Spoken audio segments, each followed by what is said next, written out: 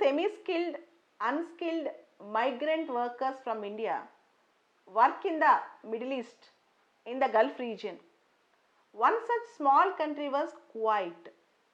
In Kuwait, even today, around 14 lakhs Keralites are doing their jobs, semi-skilled, unskilled jobs. Last 3-4 years, in the Middle East, the countries are trying to prefer only nationals in their local jobs and other opportunities. In Kuwait also, one draft residency law is being proposed, and by all probability it will be approved by October. If that happens, around 8 lakh Indians might come back to India who are working in Kuwait.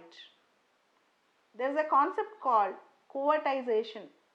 Kuwaitization means the local jobs are only for locals. And in India, the majority of the people living in Kuwait, working in Kuwait, are from Kerala.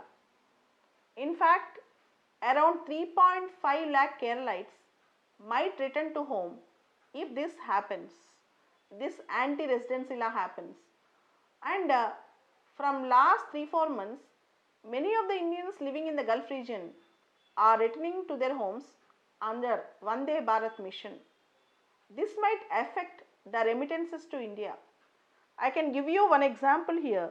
Last year, that is 2019, the remittances from diaspora to one state of India, that is Kerala, is $15.9 billion. So, COVID-19 and aftermath, the incidence of such laws like anti-residency law might affect the remittances to India. In a way, it can affect Indian economy also. Not only Indian economy but also Kerala economy.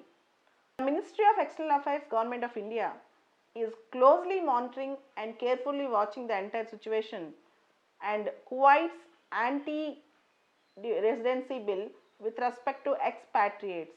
Kuwait hosts around 3 million foreign population, that is around 30 lakhs, out of which 14 lakhs are Indians. And if anti-residency law with respect to foreigners come into picture, almost 8 lakh Indians might come back to home, and out of which 3.5 lakh are Keralites.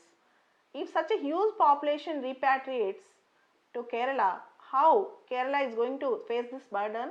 And also at the same time, in most of the Gulf countries like UAE, Saudi Arabia, Indians send a lot of remittances from these countries, and these countries are also following the nationalization policies with respect to employment. If you see the news, in February 2020, the Kuwait government withdraw more than 1,54,000 work permits for expatriates. This is the thing. More than 1,54,000 work permits were withdrawn in Kuwait for the foreigners. And in June, the ministers in the Kuwait, they have decided to cut short the employment of foreigners in the Kuwait. If you see all these gestures, you can say in future the number of Indian presence in the Gulf region might be declining drastically.